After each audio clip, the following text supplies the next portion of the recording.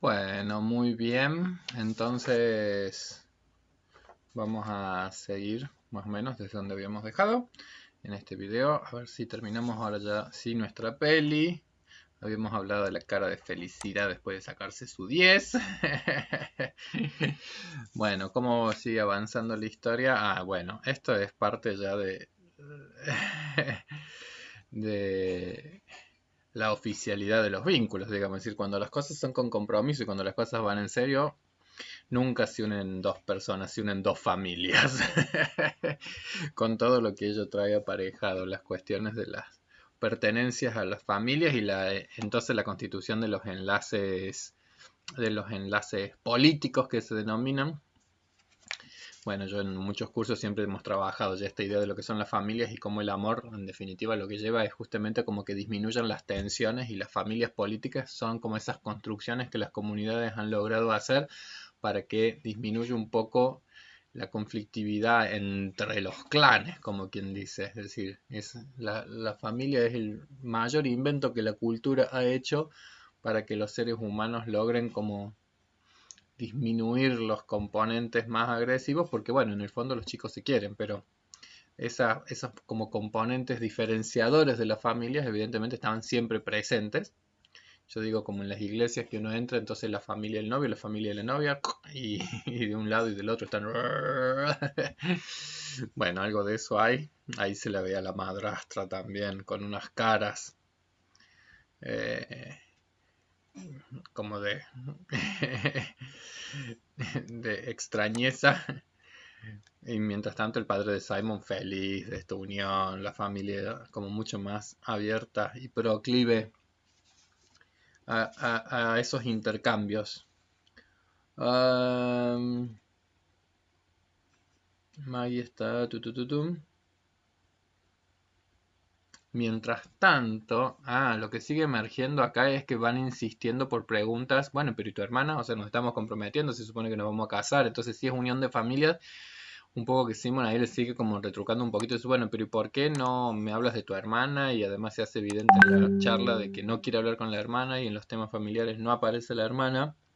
Mientras tanto, la hermana ha hecho algo muy cariñoso ya por su abuela, en términos de reciprocidad. Ha intentado cocinarle un pollo y como suele pasarle a Maggie, las cosas no le han salido del todo bien, pero igual la abuela amorosamente, como hacen los padres o los abuelos, que cuando se tienen que poner las artesanías que hacen los chicos en la escuela. No, muy lindo, porque de eso se trata un poco, sostener el narcisismo y alentar a veces, aun cuando las cosas no salen del todo bien. Pero más allá del pollo, lo que está claro es... Eh, lo que está claro es que van teniendo como esas charlas más profundas entre abuela y nieta, eh, en donde ella ya le va preguntando, bueno, pero ¿por qué no quieres que venga Rose? ¿Qué pasó? ¿Qué pasó entre ustedes? ¿Qué pasó con ese vínculo? Y también siguen como profundizando la relación que fue entre la madre y Rose y Maggie. Eh, y entonces un poco, bueno, ahí también cuando van surgiendo en ella los celos, dice, bueno, pregúntale a Rose las cosas, ¿por qué me preguntas a mí? No, no, no, no seas inmadura, cuéntame, a ver cuál era la visión que ella también tenía de la mamá. Entonces ahí recuerda que les daba sorpresas, eh, y ahí un poco como que empieza a surgir ya en ella también todo ese como componente culpógeno ligado a lo todavía bastante difícil de narrar de esa historia, que es que ella a su hija le había como recomendado y le había dicho que no tuviera hijos, porque viendo sus restricciones por sus enfermedades psíquicas, es como que en ella el deseo que existió en algún momento era que su hija no tuviera hijas. Y en ese punto es muy interesante esta charla, me parece como de una profundidad muy grande, porque hablando con la nieta, en algún punto ya está pudiendo develar lo que tiene que ver como con esas fallas narcisísticas más tempranas y con esos sentimientos con los que son, como quien dice, parte de la identidad de estas dos chicas. Dos chicas en donde de repente, hijas de una persona con ciertas fragilidades psíquicas y al mismo tiempo dentro de unas historias familiares donde de repente había personas que hubiesen preferido que no llegaran al mundo. nada traumático, sino todo, todos esos son partes de una singular vida y todos cargamos con historias singulares. No, no. Ese tipo de deseos son absolutamente humanos e incluso son hasta posiblemente las expresiones de un modo cuidadoso de esta madre con esta hija que veía en su propia hija restricciones como para algunas tareas en la vida como puede ser guiar y acompañar a las hijas. Y tan errada no estaba porque en definitiva su hija se quita la vida, su hija deja a dos niñas en una situación un poco de abandono, es decir, muchas veces en la vida nos han guiado nobles intenciones más allá de cuáles son los resultados de esas cosas. Lo que sí está claro que ya está en una altura de la vida en donde tiene la posibilidad de hacer ciertas revisiones y de comprender que las cosas fueron como fueron, que podrían haber sido distintas y seguramente darse cuenta que ya ha ido desarrollando habilidades que en otros momentos no tuvo. En esa charla con las nietas les dice, en un momento, con la nieta, dice, te diré algo. Hubiera querido haberme quedado más callada para poder escuchar lo que mi hija quería en la vida. Y esa posibilidad, la de escuchar al otro, es evidentemente la expresión de mayor capacidad de cuidado. Uno solamente puede cuidar de otro si es capaz de escuchar a ver qué es lo que el otro realmente necesita, que es como, de eso se trata un poco la expresión amorosa.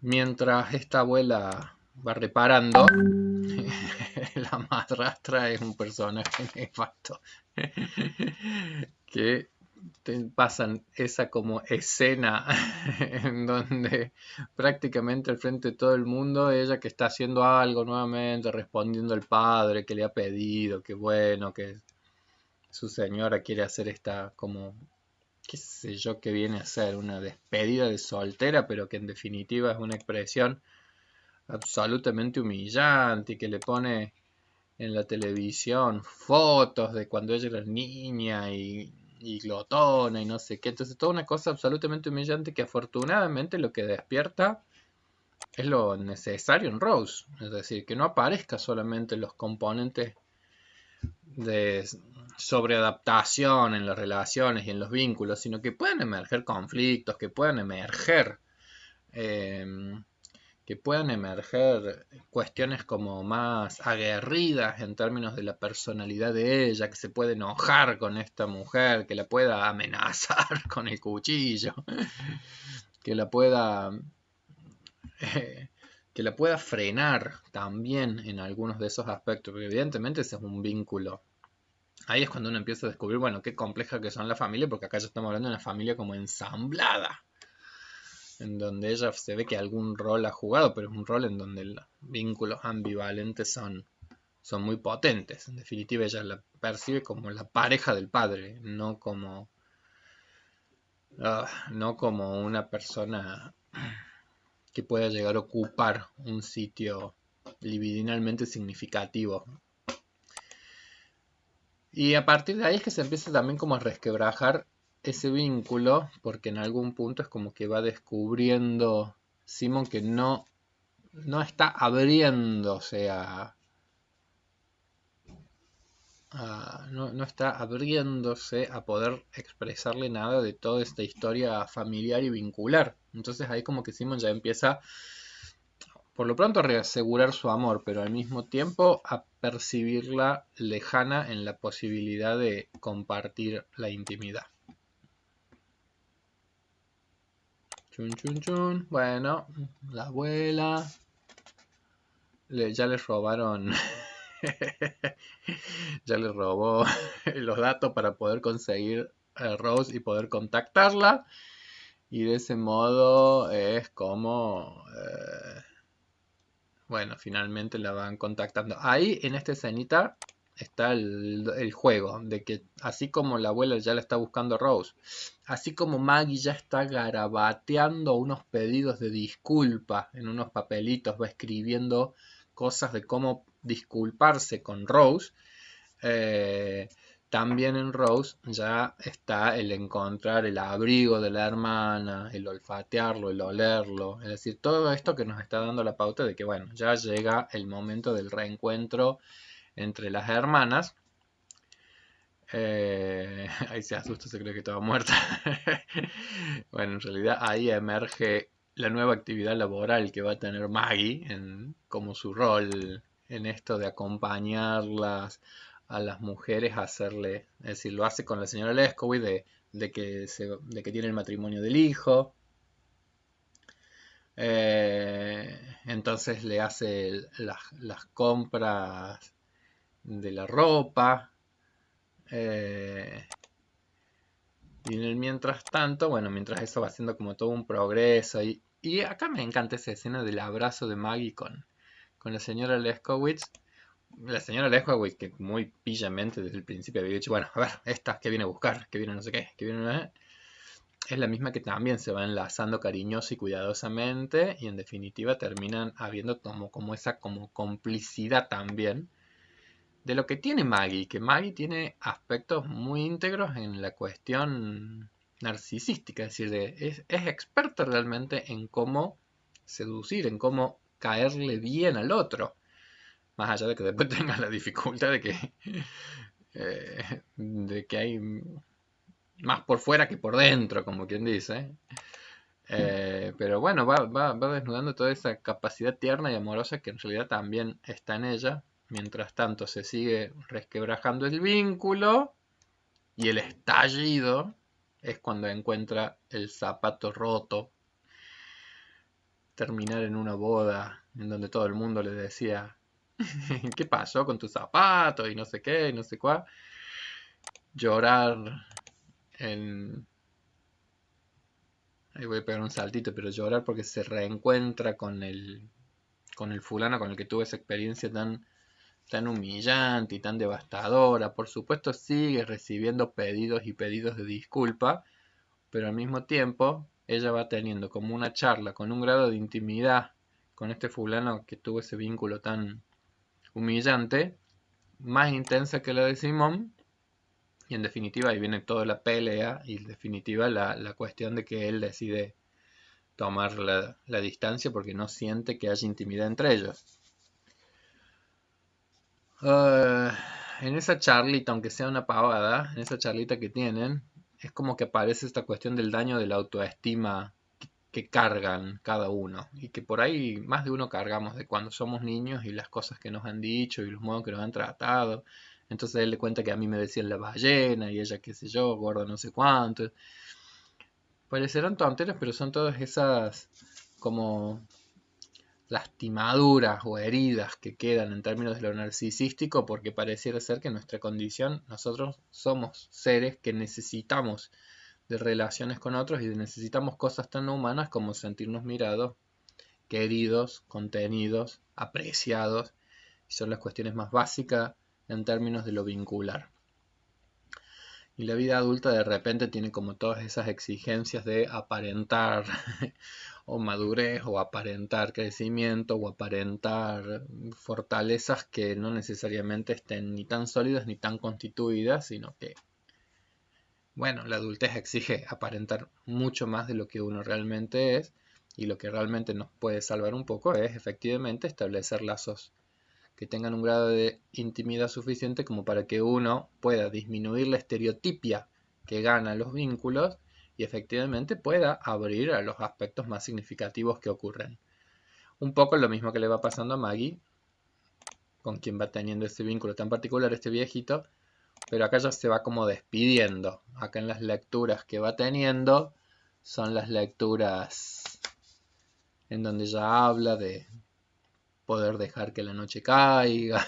Es decir, es una lectura que cuando uno la escucha dice, esta ya es un poco el pasito previo a poder despedirse de esta persona con quien estableció un enlace.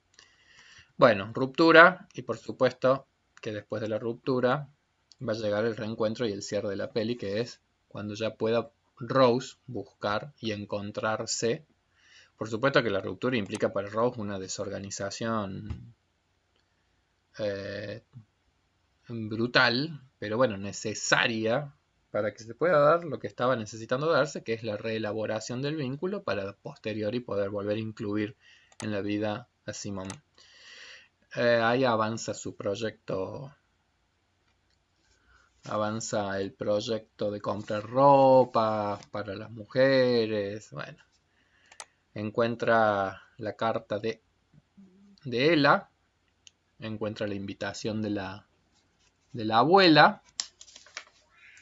Por supuesto que hay viene otra escena que es la de un poco de reproche de cosas al padre, decir, ¿pero qué?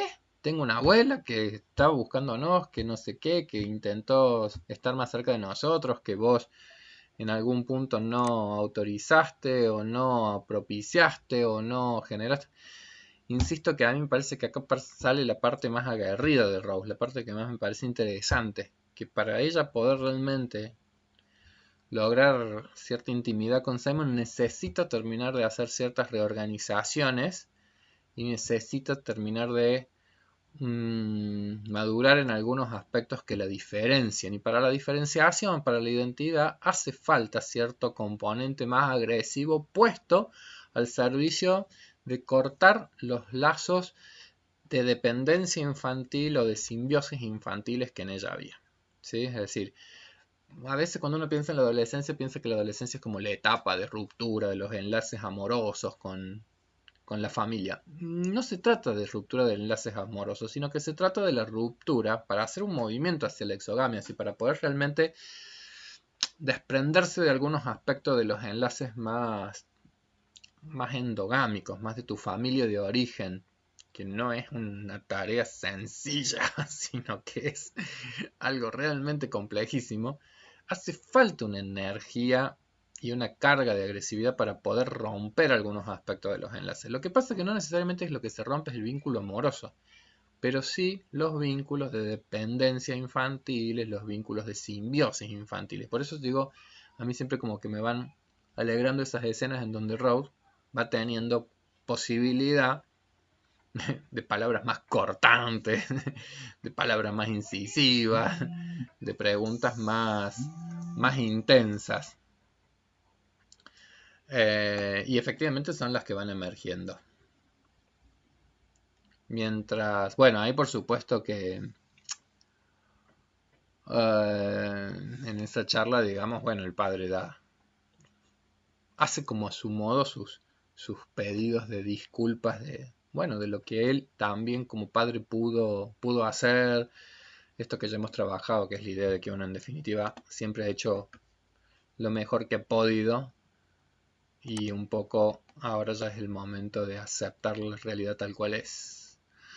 Avanza progresivamente y exitosamente el negocio de Maggie con la colaboración de la abuela y avanza Luis en su invitación amorosa a compartir el té. Llega Rose y se encuentran finalmente con su hermana.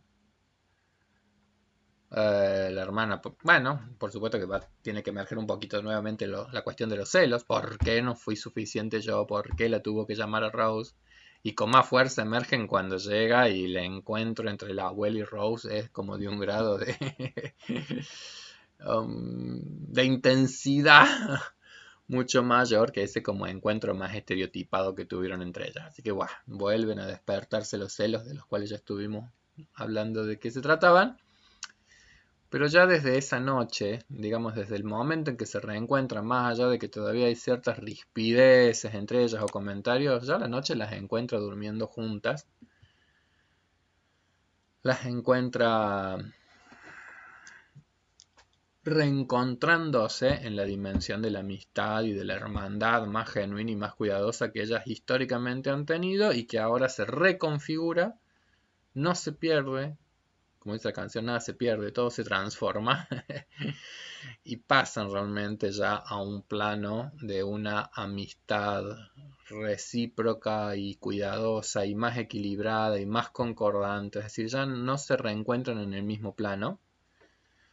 Habla de la capacidad amorosa también entre ellas, en el sentido de poder perdonar lo imperdonable, porque uno podría decir, bueno, lo que hizo Maggie es bastante imperdonable, y sí, lo es, y justamente tiene fuerza la posibilidad de perdonar lo imperdonable. Y de repente Rose encuentra también o descubre una hermana con capacidades y con habilidades desconocidas. En esa charla nocturna lo que sí es interesante es que ya puede ir emergiendo esto de em,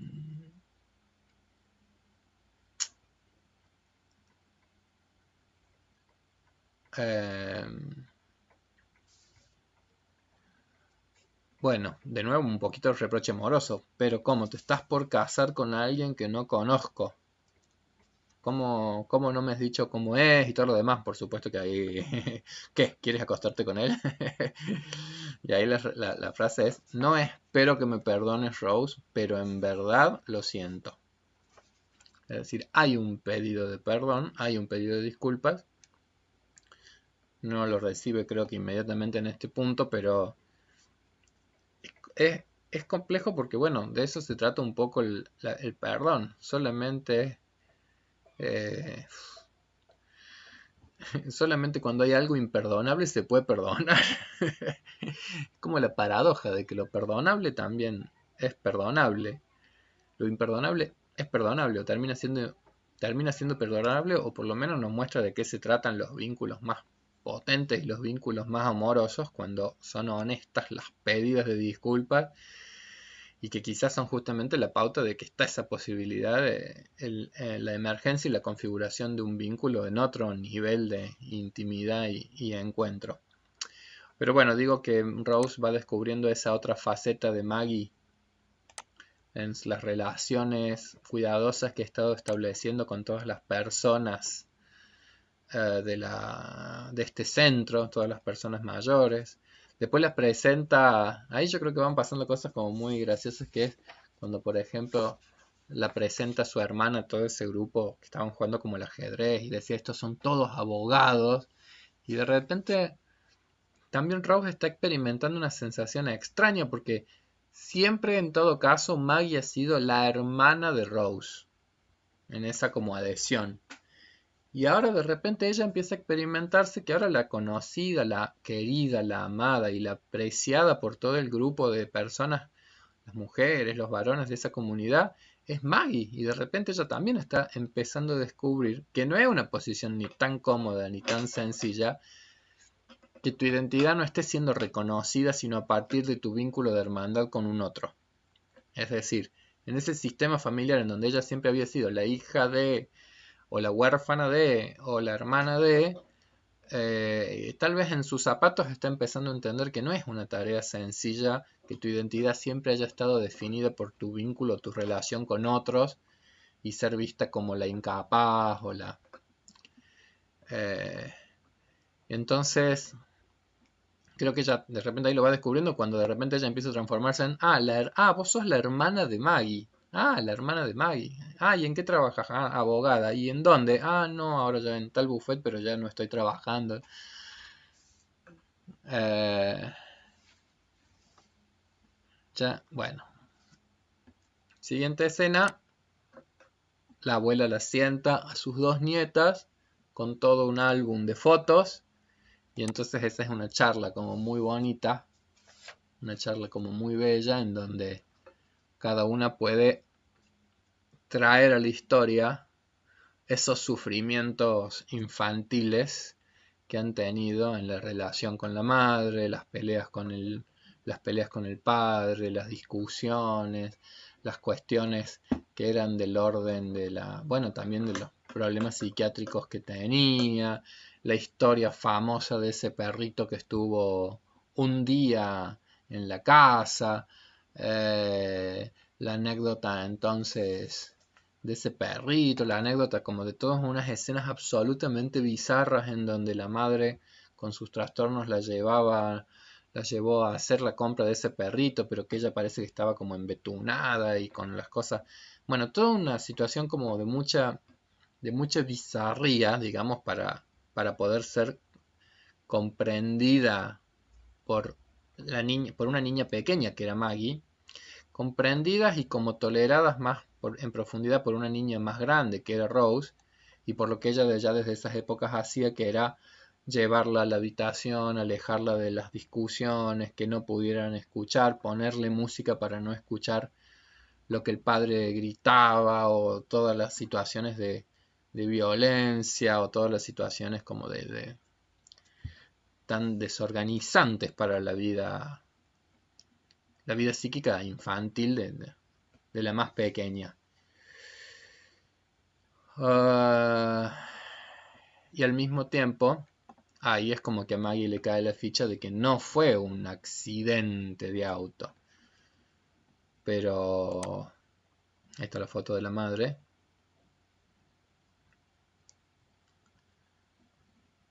De que no fue un accidente, sino que bueno, que en algún punto fue una mamá que se quitó la vida por elección. Y entonces en algún punto ya esa charla es una charla como de reencuentros intensos en ellos como hermanadas también por una historia singular y que las identifica a ambas. Y ahí ya en esa charla también, después como esas cuestiones como más de reencuentro, ella también ya le puede contar que no, que está comprometida, pero que en realidad ese anillo no lo puede largar, pero ya tampoco está comprometida y que ya terminó esa relación, y de que en realidad no, ya no va a casarse. Y ahí es hermoso, como bueno, cómo se va resolviendo. Empiezan a charlar las mujeres y me parece tan graciosa toda esa charla. Dice, bueno, no, hay que llamarlo a este muchacho, sí, decirle que está enfermo, que está embarazada, o que está no sé qué, o que está no sé cuál. Bueno, la abuela por supuesto que ahí se ve esas cosas como exigentes. Ya acá todos tienen nietos para presumir, así que más vale que dejes de pasear perro y vuelvas a tu carrera de abogada. No, sí, sí, ella ya sabe que en algún momento va a volver, pero estaba en este momento de tener que reordenar algunas cosas de la vida. En esta escenita es cuando Maggie se encuentra con el nieto del señor este que ha fallecido, que ella entra y de repente descubre que ya no está. Y de nuevo, acá el placer de ella de irse descubriendo reconocida y querida. Ah, oh, vos sos Maggie. Claro, mi abuelo hablaba de vos. Chum. Entonces el saberse reconocida, el saberse querida. Bueno, ya las próximas escenas entonces es, ella está, bueno, mirando el mar, triste por esa pérdida. Y esa escena del baile, del encuentro de Luis y Ella, de cómo ellos en algún punto también miran con ojos el amor que los está uniendo, la aparición, el beso que le manda y la aparición de Simon a partir de la acción que ha hecho de ella de traerlo, y esa charla que tienen en el balcón en donde prácticamente, bueno, el reencuentro también posible, a partir de que le pudiera contar de su hermana, lo que ella le dice, y bueno, mira, mi hermana es una pesadilla, si te casas conmigo te estás casando con una familia, nunca voy a excluirla de mi familia, nunca te vas a hartar, te vas a cansar, me vas a pedir que la eche y yo no la voy a echar porque es un vínculo, bueno, toda una cuestión de poder contarle en profundidad de qué se trataba esa relación tan particular que la unía como hermanas, todas felices de ver ese reencuentro.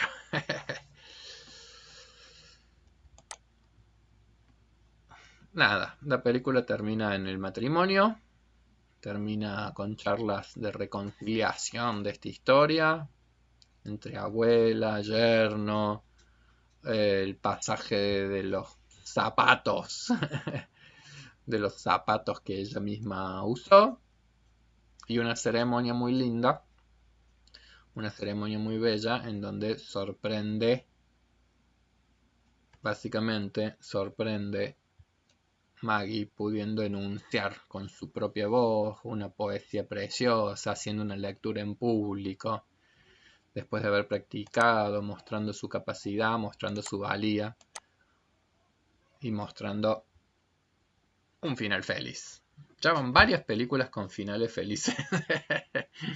La verdad que, bueno, por lo menos tienen el componente de lo optimista. O una película, la verdad, con final feliz. Les iba a leer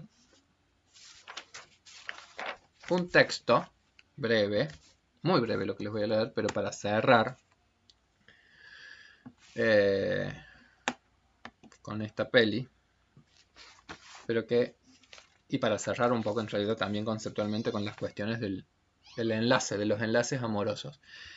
En una película en donde digo están los amores intergeneracionales, entre padres e hijos, entre abuelos y nietos, los de pareja, pero también los de la hermandad.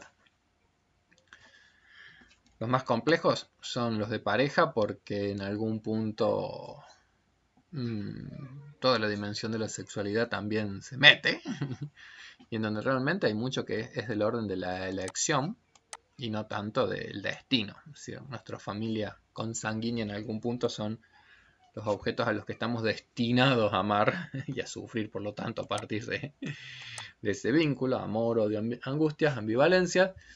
En cambio, las relaciones de pareja hay algo que es del orden de la elección y por lo tanto también de la posibilidad de que así como hay encuentros haya desencuentros, pero es mucho más complejo el desencuentro de los vínculos identitarios que, como las hermandades, en donde lo que se juega profundísimamente es una cuestión identitaria. Incluso yo pienso a medida que van pasando los años, son muchas veces los hermanos se van transformando como en los reaseguros más intensos de tu propia identidad. Porque en definitiva son, por ejemplo, un hermano mayor, así como para Maggie es Rose.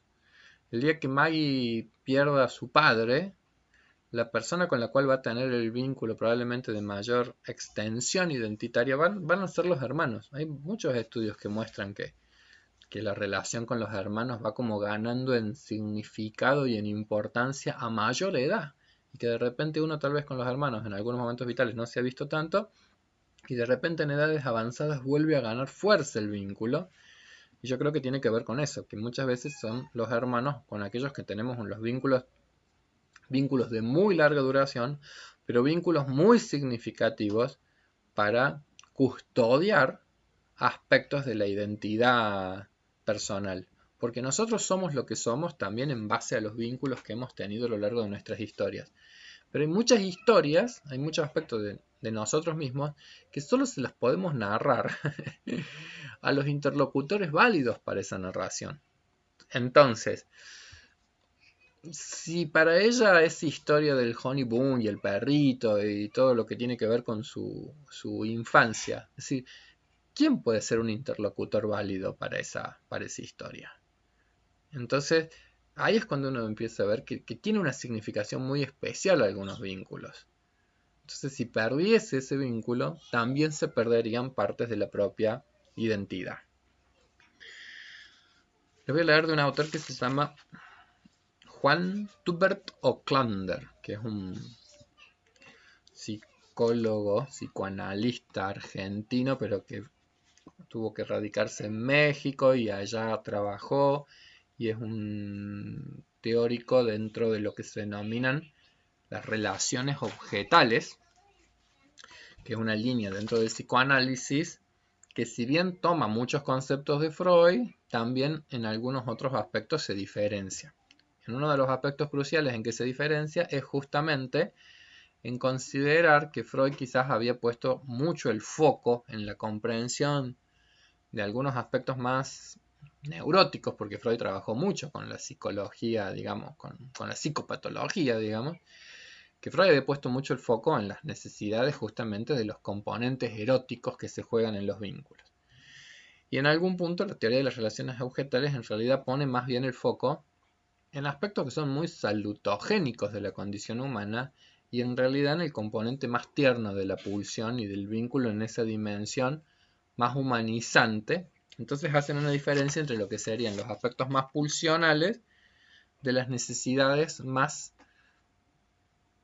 integrales de relación con el otro. Les voy a leer como textual, pero dice: la teoría de las relaciones objetales rompe desde un comienzo con la teoría de las pulsiones, al destacar que además de las pulsiones eróticas y agresivas del ser humano, que esas pulsiones tan primordiales no están relacionadas con la búsqueda de un placer interpersonal, sino que están simplemente destinadas como a la descarga.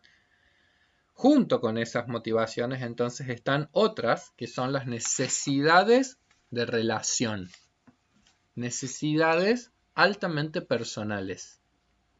Por eso es que hay un autor que dice, que se llamaba Fairbairn, afirmaba que la libido es esencialmente buscadora de objetos, no buscadora de placer.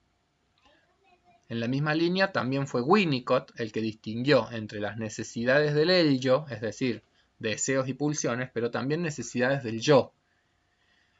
De estas últimas afirmó que no es adecuado decir que se gratifican o se frustran, ya que nada tienen que ver con la búsqueda del placer como descarga, sino que simplemente encuentran o no encuentran respuestas en un objeto. Y esas necesidades ya no son solo las de la descarga pulsional, sino que serían necesidades de anhelos tales como ser visto, ser reconocido, ser comprendido o simplemente el de compartir la propia experiencia subjetiva con otro ser humano. Entonces vuelvo como a leer esto que me parece que es lo crucial para entender la cuestión vincular. Necesidades vinculares que incluyen anhelos altamente personales como el sentirse visto por el otro, el sentirse reconocido, el sentirse comprendido, el compartir la propia experiencia subjetiva con un otro. Cuando estas necesidades, que son tan fundamentales, no encuentran respuestas, la reacción emocional del sujeto no es la frustración, sino sentimientos de vacío y sentimientos de desesperanza. Y cuando se encuentran, lo que surge tampoco es la experiencia de placer, sino que lo que surge es justamente experiencias de armonía y experiencias de plenitud. Bueno, y acá, para terminar, una lectura más psicoterapéutica de este autor dice, bueno, a partir de estas consideraciones, bueno, los procesos terapéuticos, tal como él los entiende, no pueden concebirse como organizados solamente alrededor de hacer consciente lo inconsciente, sino que hay que pensar que lo reparador es la evolución progresiva de un vínculo personal que se establece entre un paciente y un analista. Yo hago como un salto a esta película, digo, no hay terapeutas acá, no hay terapeutas, pero la posibilidad de, como esa transformación desde el inicio de la película y de nuestros personajes, del inicio al final, han tenido que ver como con todas las intervenciones amorosas de los múltiples personajes que fueron emergiendo, ¿sí? Es decir, las posibilidades amorosas de la abuela, las posibilidades amorosas que el grupo de la abuela tenía también para con ella, es decir, cómo constantemente uno va viendo que la madurez de cada uno de esos vínculos ha tenido que ver con que se han ido dando respuesta a esas necesidades. Como cuando ella de repente se sentía vista, contenida y comprendida por la señora Leskowick, cuando Maggie podía empezar a sentirse vista, querida y comprendida por su abuela o por el señor al cual le leía, o cómo grandes transformaciones empiezan en Rose cuando puede empezar a ser reconocida, a ser mirada, a ser apreciada por Simon, por su abuela. eh, entonces en algún punto ahí uno va viendo cómo de esas sensaciones de vacío, de desesperanza, van emergiendo posibilidades de vínculo, de armonía, de plenitud. Entonces dice, ese trabajo, como quien dice, en algunos aspectos que estaban, como quien dice, reprimidos, ocultos, no trabajados, no reconfigurados, de repente van posibilitando la emergencia a partir de los enlaces humanos plenos, novedosos, creativos y empáticos, que van posibilitando entonces que eso sea como lo más transformador, lo más terapéutico, diríamos, en tanto que ya el otro deja de ser objeto para manipular o para explotar y se va dando entonces la posibilidad de que haya cada vez una más plena relación intersubjetiva, una más plena relación de profundo reconocimiento amoroso. Bueno, estimada gente, espero que les haya gustado la peli. A mí es una peli que me gusta mucho. La última palabra que usé es esto de la empatía. Es un poco también la metáfora del título. Ponerse en los zapatos del otro. Ponerse en los zapatos del otro no es una tarea sencilla, pero es una invitación a que puedan, es la invitación a que puedan emerger vínculos cada vez más profundos. Cuando uno es capaz, como quien dice, de ponerse en el lugar del otro y tratar de hacer un esfuerzo de comprender el porqué de sus alegrías o de sus sufrimientos o de su posición singular en una existencia, de los sabores y los sinsabores que probablemente han acontecido. Y estas hermanas yo creo que hacen todo un trabajito intenso de aprender a ponerse en los lugares del otro y al mismo tiempo avanzar en procesos de la propia singularidad y la propia individuación, que también les va a hacer también a la reconfiguración del vínculo. Bueno, les mando todo mi cariño. Ojalá que estos últimos 2 meses y piquito del curso que nos queda nos sirvan para ir redondeando las cosas que hemos ido viendo a lo largo del año. Ojalá que estas películas vayan invitando a reflexiones, a recuperar también historias personales, a comprender cómo todos en la vida estamos atrapados un poco en nuestras propias películas existenciales y que en algún punto las cosas no pueden cambiar de lo que pasó en la vida, pero sí puede haber reconfiguraciones en cómo nosotros nos las vamos contando y comprendiendo, que ese es como el kit de la cuestión. Les mando todo mi cariño. La semana que viene les estaré acercando una nueva propuesta cinematográfica. Tengo que asegurarme que se encuentre por internet. Y nos vamos a meter en cuestiones más del orden de la próxima crisis adulta, que es la que se denomina la de la generatividad. No tanto lo de la intimidad y el amor, sino una de mayor, inclusive creo yo que complejidad, la cuestión intergeneracional generativa. Bueno, todo mi cariño, feliz Día del Estudiante, feliz Día de la Primavera. Les mando un fuerte abrazo.